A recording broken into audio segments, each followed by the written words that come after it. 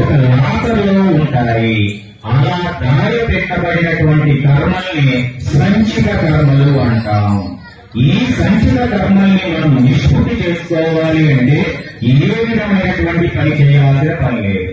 జ్ఞానంతో మొత్తం పోతాయి, లేదా పుణ్య కార్యాలు చేసినా కూడా పోవచ్చు. కానీ శంకర భగవత్పాదుల వారు జ్ఞానంతోనే పోతాయని చెప్పారు.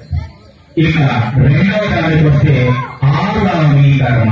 ఆగామి దగ్గరకు వచ్చేది అంటే రేపు అనేది మనకు తెలియదు. రేపు చేసేటువంటి మంచి పనుల వల్ల, సత్కర్మల వల్ల సత్ఫలితం అనేది వస్తుంది. రేపు చేసే దుష్కర్మల వల్ల దుష్ఫలితం వస్తుంది.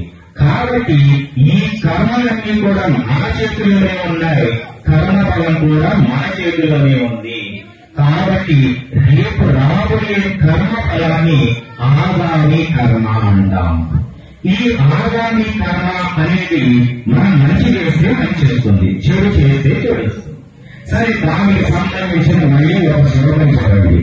మనం యజ్ఞం యాగం చేస్తూ ఉంటాం. ఎందుకు చేస్తాం? మనం చేసిన పాపాలను నిష్పత్తి చేసుకోవడం కోసం చేస్తుంటాం. దానికి ఒక చిన్న వాక్యం చెప్తాం. నాహం కర్త కామం కర్త నాహం ప్రేరిత కామం ప్రేరిత ఏకామకామాయ స్వాహా అని అగ్నిలో మనం అభిషేకం పోస్తూ ఉంటాం. నాహం కర్త, హం అంటే నేను, నా అంటే కాదు, నాహం కర్త నేను కాదు, ఆ చేసినటువంటి చెడు పని చేసింది నేను కాదు. నాహం ప్రేరేక, ఆ పని చేయడానికి ప్రేరేపించింది కూడా నేను కాదు. నాహం కర్త కామం కర్త నాహం ప్రేరిత కామం ప్రేరిత, నేను చేసినటువంటి చెడ్డ పనులు కారణం నాలో ఉన్న కామం. కామం అంటే కామం కాదండి, కోరిక గుర్తుపెట్టుకోండి. నాలో ఉన్నటువంటి కోరికే ఆ విధమైన దౌర్భాగ్యం పని చేయించింది. నాలో ఉన్న కోరికే ఆ రకమైనటువంటి పని చేయడానికి ప్రేరణ కల్పించింది. ఈ రకమైన దౌర్భాగ్యంతో కూడిన కర్మని మనం అగ్నిలో వేసి దహనం చేస్తున్నాం. అది యజ్ఞంలో మంత్రం. ఏషతే కామ కామాయ స్వాహా దగ్నం చేశాం, చూసారా?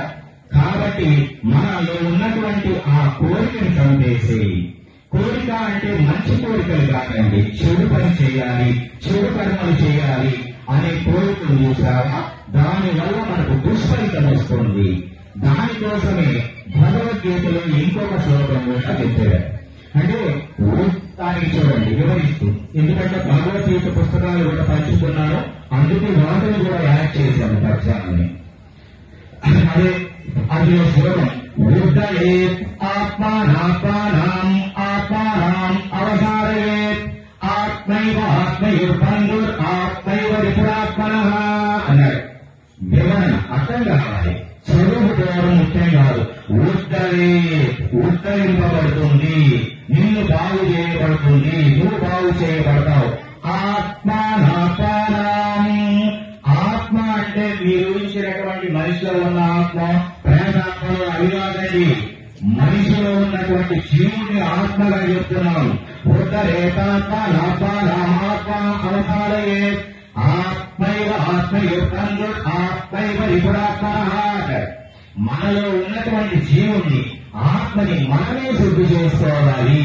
మనలో ఉన్నటువంటి చెడు ఆలోచనని మనమే పారద్రోలాలి. అది